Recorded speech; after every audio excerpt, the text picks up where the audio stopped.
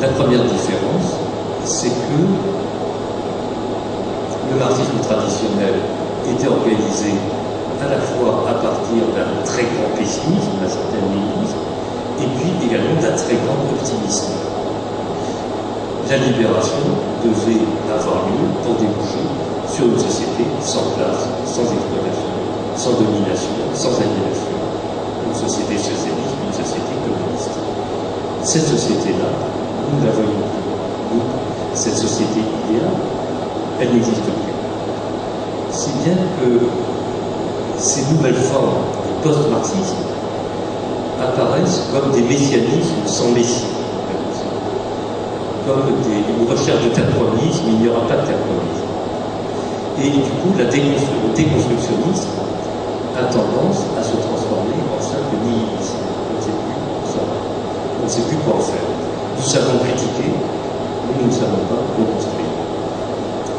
Et puis, l'autre très très grande différence avec le marxisme traditionnel, c'est qu'on voit bien que ce qui est en jeu dans toutes ces nouvelles luttes sociales, les luttes postcoloniales, les luttes subalternes, les luttes des femmes, les luttes des sexualités dominées, les luttes, toutes ces luttes-là, ce ne sont pas principalement des luttes économiques, ce sont principalement des luttes pour la reconnaissance. Ce ne sont pas des luttes économiques, mais des luttes pour la reconnaissance. Il y a aussi, bien sûr, une dimension économique fondamentale, mais ce qui est recherché avant tout, par tous ces groupes dominés, c'est la reconnaissance d'une certaine dignité. C'est une lutte pour la reconnaissance.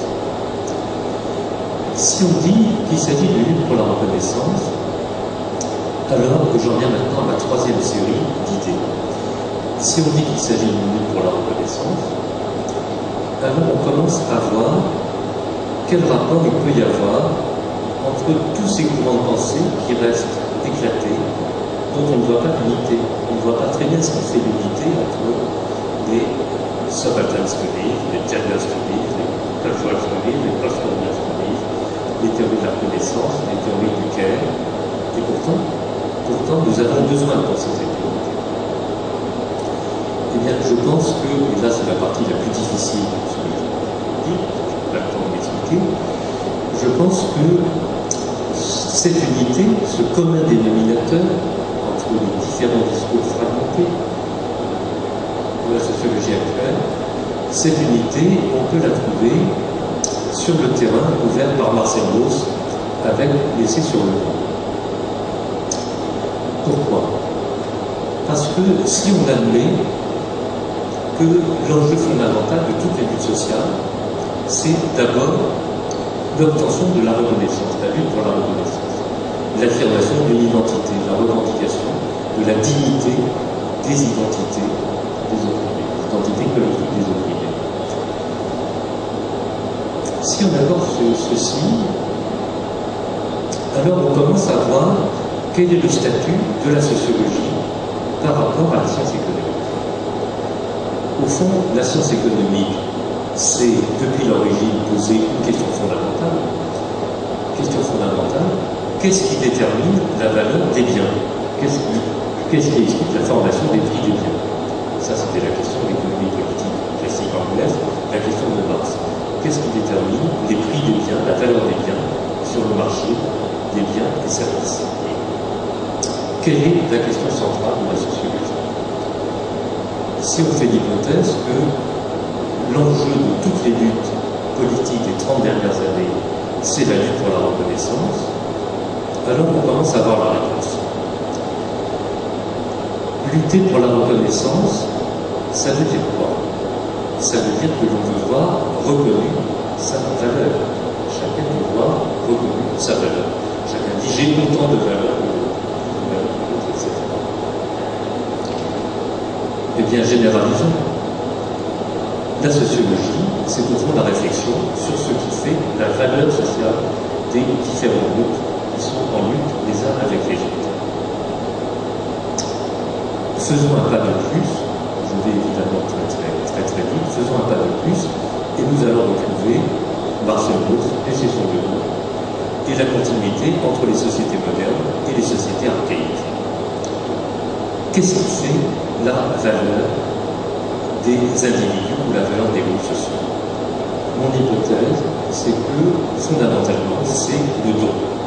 Ce que les groupes sociaux en lutte veulent voir reconnu, c'est le fait qu'ils ont fait des dons à la société, qu'ils ont donné quelque chose, qu'ils donnent quelque chose.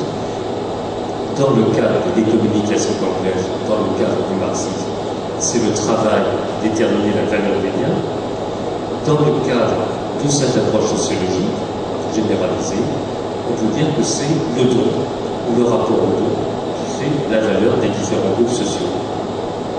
Que disent les groupes dominants, les groupes privés? Nous avons donné autant que les groupes dominants, voire plus que les groupes dominants. Et d'ailleurs, les groupes dominants ne donnent pas, ils ont pris. Donc toute cette grammaire de la lutte pour la reconnaissance est une grammaire que l'on doit retraduire en termes de rapport à la question du don. Je ne m'explique pas, je vous donne simplement des titres, des hypothèses générales. Si on dit ceci, quelles en sont les conclusions politiques possibles? Je disais tout à l'heure que nous sommes tous en attente d'un nouveau discours politique. Si on revient, là je voudrais parler un petit peu d'avenir, mais avant de parler d'avenir, on va parler un petit peu du passé. Si on regarde le passé de la sociologie, on s'aperçoit qu'il a toujours été étroitement lié à la question du socialisme. Sociologie, socialisme, c'est presque le même. La réflexion sur les deux domaines a toujours fonctionné en parallèle.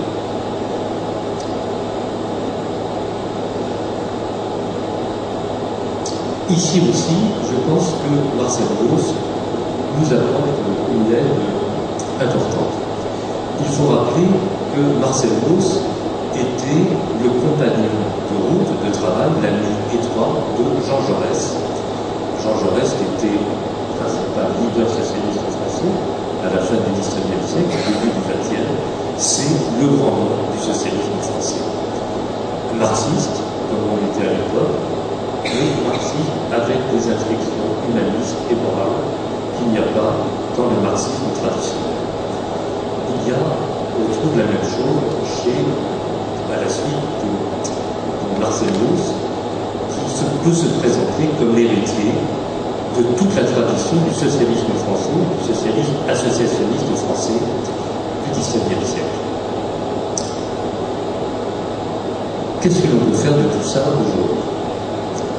Je le disais en introduction, notre problème principal, c'est à la fois de trouver une nouvelle élaboration politique doctrinale après les grandes idéologies politiques de la modernité, 19e, 20e siècle, après le libéralisme, le socialisme, le communisme, l'anarchisme. Mais cette nouvelle élaboration, elle ne va pas tomber du ciel. Il faut la chercher en liaison étroite avec toutes les alternatives qui se cherchent à tout partout.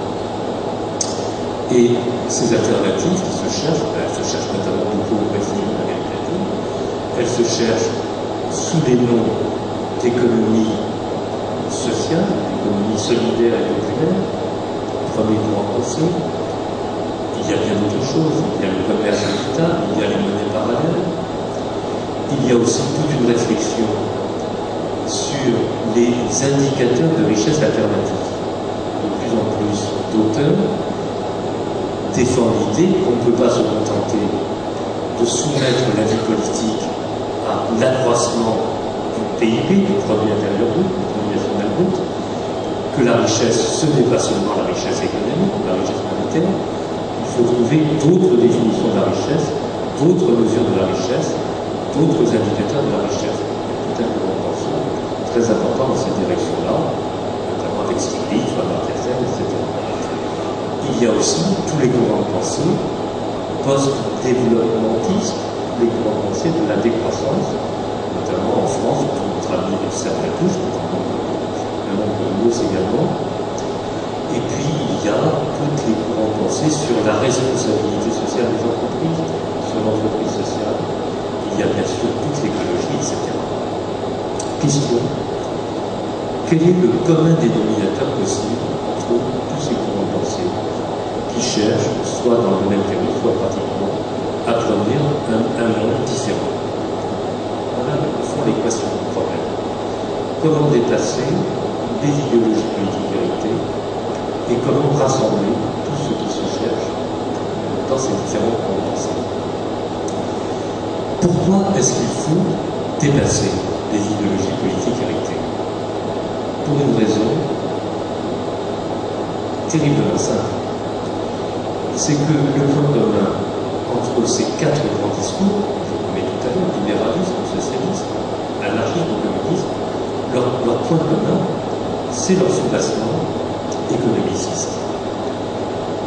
C'est la certitude qu'ils avaient tous les quatre que la solution des problèmes sociaux et politiques va passer par la croissance économique, par toujours plus de richesse. Chacun raisonne de manière différente, bien évidemment, mais ils ont tous ce commun, ce postulat.